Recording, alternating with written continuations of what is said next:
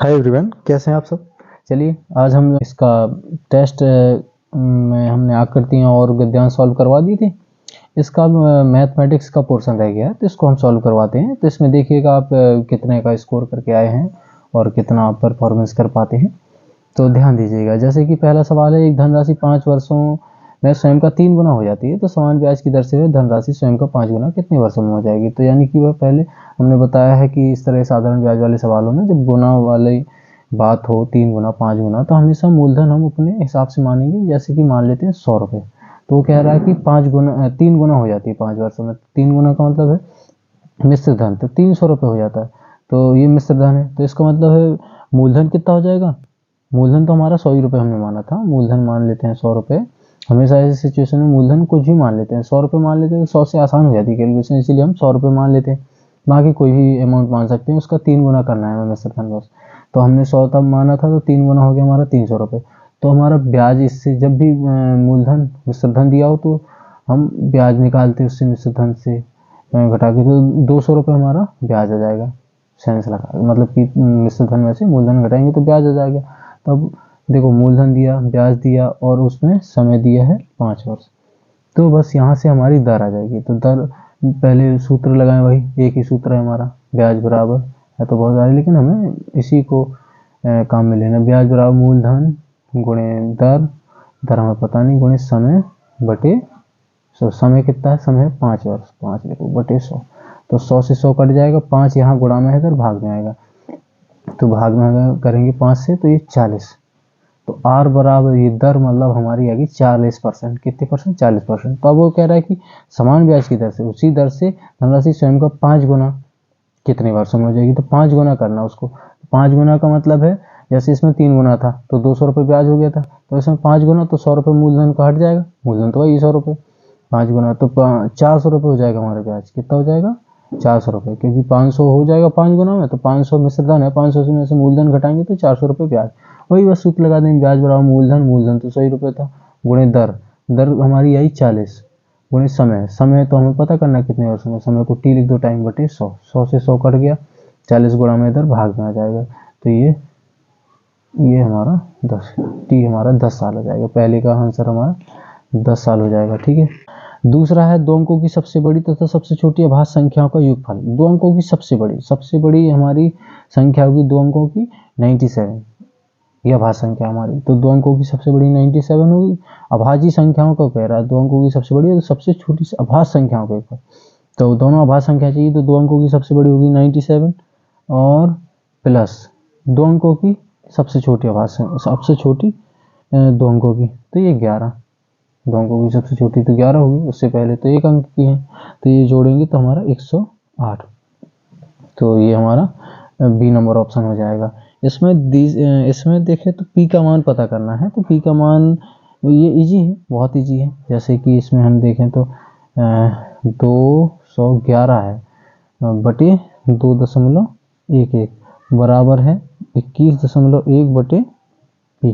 तो पी का मान निकालना है, तो पी हम पक्षांतर करेंगे, इस तरफ ले आएंगे, इसको इस तरफ ले जाएंगे। ठीक है, तो ये गुणा में रहेगा, यानी कि 211 गुणे पी बराबर तो 21.1 गुणा 2.11। ठीक है, 1 तो अब ये यहाँ से पी का मान निकालेंगे, तो ये गुणा में इधर भाग में आ जाएगा, तो 21.1 गुणे 2.11 बटे 211। तो अच्छा दशमलव हटाएंगे तो 1 जीरो बढ़ेगा, यहाँ पे 1 अंक बात है, यहाँ 2 अंक थे तो 2 जीरो बढ़ जाएंगे। तो ये हमारा हो गया सीधा सीधा पी बराबर तो 211 गुणे 211, क्योंकि दशमलव तो हटा दिया, इसको हम 211 गुणे ये 1000 अलग लिख सकते क्योंकि 3 जीरो थे, उसको हम अलग लिख के भाग देने में आसानी रहेगी। सिंपल के तरीके से करते हैं, बाकी अब ऐसा थोड़ी कि गुणा कराते रहें भाग करते रहें। तो 211 से 211 कट गया, तो हमारा 1000 से अब इसमें भाग देंगे तो 3 दशमलव, भाई 1 लिख के जितने जीरो से भाग देना हो तो उतने अंक दशमलव खिसक जाता है, तो 0.211 इस तरह से हमारा ये वाला ऑप्शन, पहला वाला ऑप्शन हो जाएगा। ठीक है, तो ये इस तरह से ये वाला ऑप्शन हो जाएगा। तो उम्मीद है आपको समझ में आया होगा सिंपल वे में। तो इसमें देखें तो ये प्लस वाली संख्या कोई चिन्ह आ गया ना, प्लस और ये प्लस, तो दोनों को जोड़ेंगे 10 5 15, प्लस वाले अलग जोड़ते, माइनस वाले अलग, एक जैसे चिन्ह हमेशा जोड़ते हैं, प्लस प्लस जोड़ेंगे तो प्लस में आएगा, माइनस माइनस जोड़ेंगे तो माइनस में आएगा। तो 10 और ये प्लस का 5, तो 10 5 15 हो गया, और 4 और माइनस का 3, तो ये माइनस मिला कितना हो गया, माइनस का 7। तो 15 प्लस का और माइनस का 7, तो घटाएंगे तो प्लस का 8 बचेगा। अब प्लस का 8 इसको हल करने से प्लस का 8 आया। अब ये बाहर माइनस है तो माइनस का फिर गुणा होगा, तो 2 माइनस 3 माइनस मंझला कोष्ठक 6 माइनस, अब ये माइनस का गुणा होगा प्लस के 8 में, जैसे ये था सिचुएशन -6 और ये प्लस का 8 है, ठीक है। तो इसका गुणा होगा तो माइनस का गुणा चिन्ह का गुणा होता है, मतलब हाँ ये माइनस इधर है, इधर, ठीक है। तो इस माइनस का गुणा होगा प्लस में, तो ये माइनस हमारा -8 आएगा, ठीक है। तो इसको हम जो है देखेंगे तो 6 में से ये माइनस के ज़्यादा है तो घटाएंगे तो माइनस का 2 आएगा, माइनस का 2, फिर माइनस का 2, इसको हल करने से आ गया तो 2 माइनस 3 माइनस, और माइनस का गुणा माइनस से होगा तो ये प्लस का 2 आ जाएगा, ठीक है। तो 3 2 5, प्लस का 5 हो गया, और ये माइनस का 5 है, माइनस का, तो माइनस का गुणा प्लस से होगा तो माइनस का 5 आएगा, 2 2 माइनस 5 यानी कि -3, तो हमारा ये ए नंबर ऑप्शन आ जाएगा, ठीक है।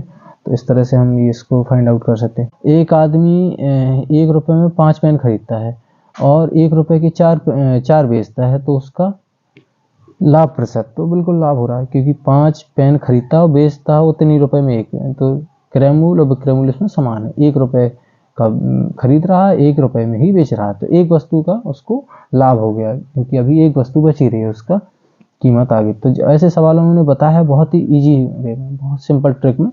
तो क्या करते हैं इसकी में कि वस्तुओं से निकालते हैं हमें, जब क्रय मूल्य विक्रय मूल्य बराबर है तो उसमें हमें क्रय विक्रय से कुछ लेना देना नहीं, तो हम सीधा वस्तु से निकालेंगे तो एक वस्तु की फायदा होगी कितने में।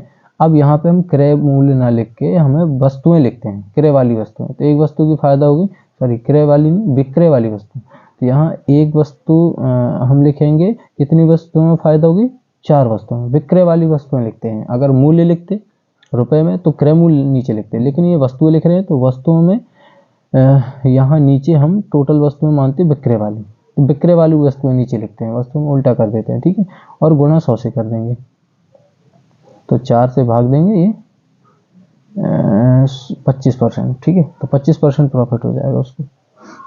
क्या किया हमने कि एक वस्तु का प्रॉफिट हो रहा था, कितनी वस्तुओं में, विक्रय वाली वस्तुएं लिखेंगे, बस वस्तुओं में विक्रय वाली वस्तुएं, बटे 4 गुणा 100 से कर देंगे। किसी भी संख्या को प्रतिशत में बदलना हो तो हमने बताया किससे गुणा, 100 से गुणा, तो बस सीधा 100 से गुणा कर देंगे, हमारा 25% लाभ आ जाएगा।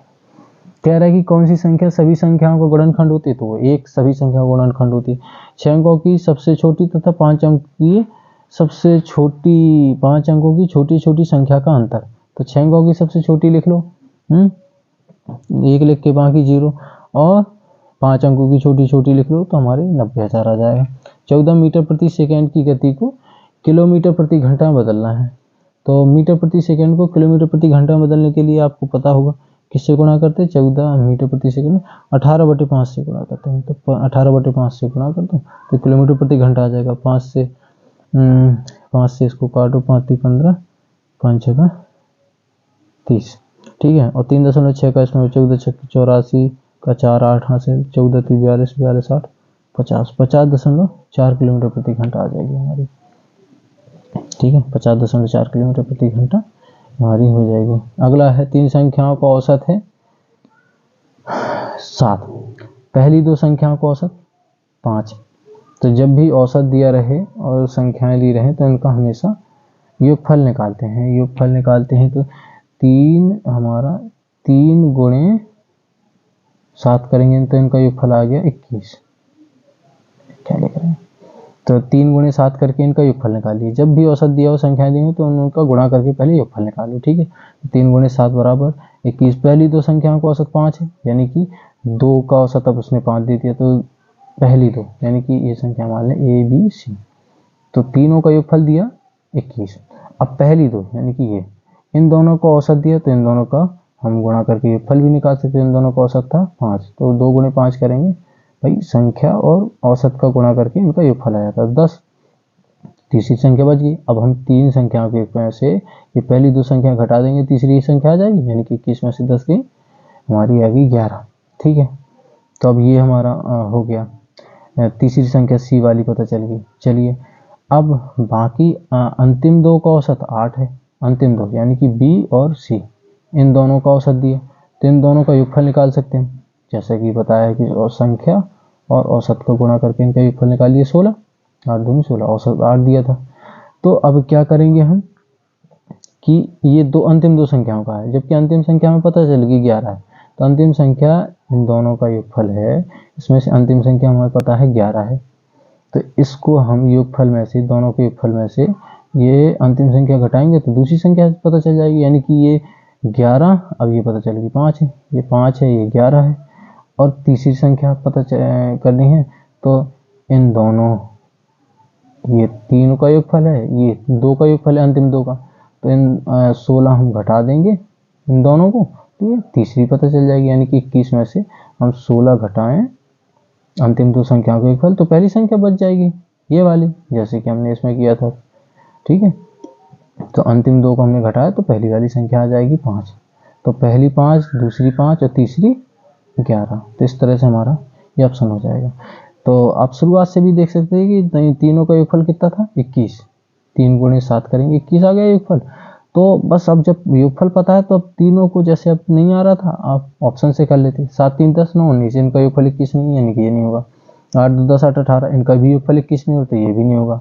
6 4 10 10 20, इसका भी नहीं हो रहा, तो ये भी नहीं होगा। बस हमारा सी नंबर हो जाता। ठीक है, और डिटेल में लगाना चाहें तो ये वाला है, सिंपल तरीके से लगा सकते हैं। तो और इसका गुणा करना था, 31 गुणे 23 है हमारा इतना, तो यही दिया, जीरो बढ़ा दिया, यहाँ दशमलव लगा दिए, तो 310 का गुणा करेंगे, एक जीरो और बढ़ जाएगा, यानी कि 71 30, कितने अंक बाद दशमलव, 3 अंक बाद, तो 3 अंक बाद लग जाएगा, तो 7.13, ये हमारा ऑप्शन हो जाएगा। जैसे कि पहला है, एक विद्यालय में किसी दिन 10% छात्र अनुपस्थित हैं, 10%। ठीक है, 10% हमने बताया कि परसेंट वाले सवालों में पूरा परसेंट 100 मानते। ठीक है, 10% अनुपस्थित यानी कि एब्सेंट है, तो 10% हम घटा देंगे तो 90% उपस्थित है, इसका मतलब 90% उपस्थित आ गए, उपस्थिति वाला पता चल गया कि 90% है। यदि उपस्थित छात्रों की संख्या 540, तो देखो उपस्थित ये भी हैं और संख्या भी इनकी 540 थी, तो दोनों का योग, मतलब कि दोनों को बराबर कर सकते, कुल छात्र मान लें x, तो x का 90% ये भी उपस्थित हैं, प्रतिशत हटा के बटे में 100 कर लो, और ये बराबर 540 ये भी उपस्थित हैं, दोनों को बराबर कर देंगे तो कुल छात्र हमारे पता चल जाएंगे। हमेशा इस तरह से कुछ ना कुछ क्लू दिया रहता कि जैसे अनुपस्थित हैं तो हम उपस्थित निकाल सकते हैं, 100 में से 10 घटा के, तो ये 90% उपस्थित आ गए, ये भी उपस्थित, हम दोनों को बराबर कर सकते हैं बस। तो बराबर कर देंगे तो इक्वेशन बन गई, तो ये हमारा 540 गुणे 100 बटे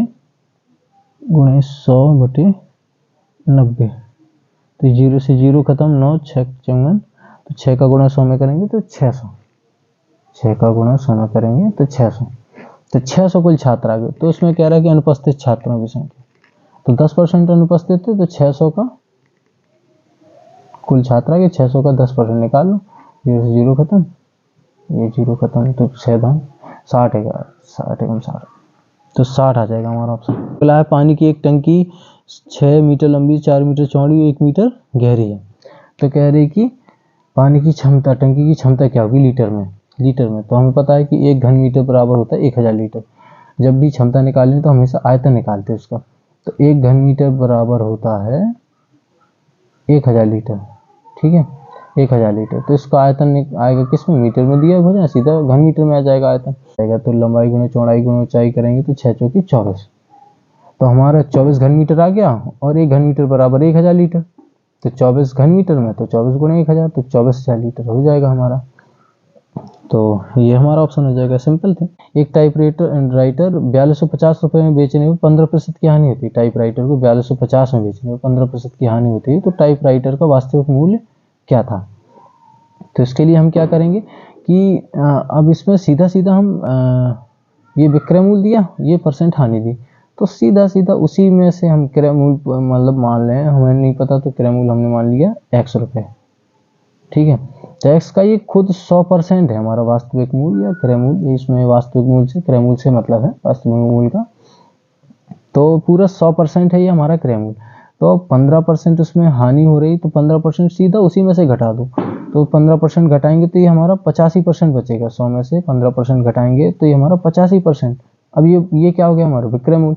तो 85% किसके बराबर, परसेंट हटा के बटे में 100। तो x का 85% ये विक्रय मूल्य है और ये 4250 दिया, ये भी विक्रय मूल्य है। तो यहाँ से अब हम इसको हल कर सकते हैं, ये भाग में इधर गुणा में, ये गुणा में इधर भाग में। तो x बराबर 4250 गुणे 100 बटे 85। तो 85 5 से भाग देंगे, 5 से 17 बार, और ये 5 से भाग देंगे 5 8 40 55 25 850 बार। 17 से भाग देंगे फिर 50 बार आ जाएगा, 50 का गुणा 100 में करेंगे तो 5000। तो ये हमारा ये बी नंबर ऑप्शन हो जाएगा 5000। इसको प्रतिशत में अभी हमने कुछ दिनों पहले ही बताया प्रतिशत में। तो प्रतिशत में बदलने के लिए शॉर्ट्स के जरिए भी हम कुछ ये ट्रिक्स बताते हैं। तो अगर आप इस तरह के एग्जाम्स की तैयारी करते हैं तो आप सब्सक्राइब कीजिएगा और शॉर्ट्स हमारे ज़रूर देखिएगा। तो इसमें देखें तो 0.29 है, 0.029। इसको प्रतिशत में बदलना है तो 100 से गुणा करेंगे। 100 से गुणा करेंगे तो 2 जीरो बढ़ेंगे, मतलब कि 3 अंक बाद दशमलव, तो 2 दशमलव, यानी कि 2 अंक दशमलव खिसक जाएगा। 2 जीरो है तो 2 अंक दशमलव खिसक जाएगा, तो 2.9% आ जाएगा हमारा। एक त्रिभुज की परिमाप है हमारा, त्रिभुज की परिमाप 100 सेंटीमीटर, यानी कि परिमाप हमने बताया है। परिमाप वाले क्षेत्रफल वाले सवालों में हम समझाते हैं कि परिमाप दिया है तो इसकी जो भी आकृति है उसकी सभी भुजाओं का योगफल दिया है। तो त्रिभुज है तो तीनों भुजाओं का योगफल कितना दिया उसने, 100 दिया है। और इसकी दो भुजाएं बराबर हैं, दो भुजाएं बराबर यानी कि एक x है तो दूसरी भी x, दो भुजाएं बराबर, तीन भुजाएं होती हैं बल्कि, और एक कह रही है तीसरी भुजा बराबर भुजाओं से 10 आते हैं, तो बराबर भुजा तो x थी हमारी, तो इससे x प्लस 10 है तो ये x प्लस 10 हो गए। और तीनों भुजाओं का योग कितना दिया, तीनों भुजाओं का योग दिया 100 सेंटीमीटर। तो यहाँ से हम निकाल सकते हैं आराम से, यानी कि क्या, यानी कि x प्लस x, दो बराबर भुजाएं और तीसरी भुजा 10 ज़्यादा है बराबर भुजाओं से, बराबर कितना, बराबर है 100। ठीक है, जो दिया था x 3x बराबर ये 100, इसको इस तरफ पक्षांतर ले जाएंगे -10। तो ये हमारा ये गुणा में 3 इधर भाग में भी आएगा, तो x बराबर ये 100 में से 10 गया 90 और ये भाग में 30, तो ये हमारा 30। तो छोटी भुजा आ गई हमारी 30। उसमें पूछ क्या रहा है, इसमें बड़ी भुजा की लंबाई पूछ रहा है तो 10 ज़्यादा, तो यानी कि 30 10 40 हो जाएगी हमारी बड़ी भुजा की लंबाई, 30 10 40। तो आगे देखें तो इसको हल करना था, तो सीधा सीधा भाई हल कर लेंगे। पहले गुणा वाली भिन्न हल करेंगे।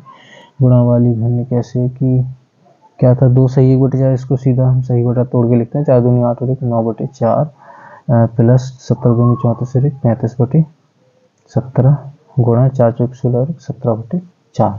तो 17 से 17 कट जाएगा। पहले गुणा वाली भिन्न हल करनी, इनका क्या आएगा 9/4 प्लस 35/4, इनका लासा लेंगे तो सीधा 4 35 9 44/4, तो ये काटेंगे तो हमारा 11 आ जाएगा। 44/4 का मतलब 11। तो इस तरह से हमारा अगला है कि वह छोटी छोटी संख्या का पता लगाएं जो एक पूर्ण वर्ग है और 16 20 24 से पूरी तरह विभाज्य है। तो जब भी 16 20 24 से पूरी तरह विभाज्य, यानी कि इनसे पूरा भाग चला जाए, जब इनसे पूरा भाग देना तो हमेशा इनका लासा लेते हैं। 16 20 24 का लासा लेंगे तो हमारा ये लासा लेंगे तो लासा लेना आपको आता ही है। 16 3 48 240, क्या आएगा 240 लासा आएगा। तो जब भी इसको पूर्ण वर्ग बनाना हो तो इसको गुणनखंड करेंगे। 120 2 60 बार 2 30 बार 2 15 बार 3, अब 15 का ये तो पूरे जोड़ा बन गए 2, तो पूर्ण वर्ग में पूरे जोड़ा बनाया था। अब 15 का लिखेंगे तो 5 आएगा यहाँ, यानी तीनों 5 के दोनों के जोड़ा रह जाएंगे, यानी कि 3 गुणे 5 15 ही का रह जाएगा। तो एक 15 ही से गुणा करना पड़ेगा, तो 15 से गुणा करके देख लो। 15 से गुणा करेंगे 240 गुणे, अलग से कर लो चाहे, 240 गुणे 15, तो 0 15 चौके 60 15 दूनी 30 30 से 36 3600 हमारा आंसर हो जाएगा। ठीक है, इसमें से कह रहा है कि इनका लासा और मासा का योगफल ज्ञात करने के लिए कौन सा विकल्प सत्य है। तो इनका मासा देख लो, मासा तो इनका 20 60 80 100 का मासा तो हमारा 20 ही होना चाहिए, तो ये 10 और 60 तो ये तो ऑप्शन गया। इन दोनों में देखें तो इनमें हमारा लासा भी इसमें चेक होना चाहिए कि लासा कौन सा होगा, तो डी नंबर हमारा लासा आएगा। दो दूनी 4 दूनी 8 दूनी 16 48 पंचे 240 पंचे 1200, ठीक है। तो यही वाला आ जाएगा हमारा 1200 प्लस 20। और इसमें देखे तो इसमें तो सीधा योगफल करना था, तो योगफल करने के लिए इनका सबको जोड़ते दशमलव इस तरह से जोड़ेंगे तो ये वाला आ जाएगा हमारा। और दूसरा है कि एक लट्ठा इतना मीटर लंबा है, वह दो भागों में टूट जाता है। एक भाग दूसरे भाग से 5/4 मीटर छोटा है, एक भाग दूसरे भाग से 5/4 मीटर छोटा है। तो इसको हम समझा दें, मतलब कि अगर हम दोनों भागों को फिर से जोड़ें तो हमारा पूरा लट्ठे के बराबर होगा, बिल्कुल होगा। तो बस एक भाग हम x मान लें, एक भाग हमने मान लेते हैं x मीटर है, तो दूसरा भाग कितना कह रहा था, दूसरे भाग 5/4 मीटर छोटा है दूसरे भाग से एक भाग, तो दूसरा भाग क्या हो जाएगा x माइनस 5/4 मीटर छोटा है। तो ये दूसरा भाग हो गया। और दोनों को जोड़ें तो किसके बराबर होना चाहिए, पूरे लट्ठे के बराबर, यानी कि x प्लस x माइनस 5/4 ये दूसरा भाग हो गया और ये पहला भाग है। दोनों को जोड़ें तो कुल लट्ठे की लंबाई के बराबर होना चाहिए ऐसे। तो 5 सही 3/4 के बराबर होना चाहिए। क्यों होना चाहिए, क्योंकि हम इन्हीं लट्ठे के भागों को तो जोड़ रहे हैं, सिंपल सी बात है। तो x x ये मिलके 2x हो जाएंगे और ये माइनस का 5/4 इस तरफ जाएगा, प्लस में हो जाएगा। तो 5 के 20 3 23/4 प्लस का माइनस का इस तरफ जाएगा, प्लस में हो जाएगा 4। तो 2x बराबर 4 लासा है 23 5 28/4, तो 4 7 28 7 आया। तो x बराबर 7/2, x बराबर हमारा 7/2 आ गया। चूंकि ये वो छोटे भाग की लंबाई पूछ रहा है, तो बड़ा भाग है, छोटा भाग होगा जिसमें से ये 5/4 घटाया जा रहा है, तो घटा दो 7/2 में से माइनस 5/4 घटा दो। तो इसमें से 4 आएगा, लासा लेंगे तो 2 दूनी 4 7 दूनी 14 माइनस 4 एकम 4 5, तो 14 में 5 9/4, यानी कि 2 सही 1/4 हो जाएगा, ठीक है। इसको सही बटा में बदलना आ ही रहा होगा, 2 सही 1/4 मीटर। तो इस तरह से हमारा मैथ वाला पोर्शन भी सॉल्व हो गया। तो इसी नंबर होना चाहिए था। तो और आगे इसी तरह के वीडियोज़ के लिए हमें सब्सक्राइब कीजिएगा, फॉलो कीजिएगा और लाइक शेयर भी करिएगा, ताकि हम आपके लिए और अच्छे से वीडियोज़ बना सकें। इस तरह की ट्रिक्स जानने के लिए देखिएगा। Thanks for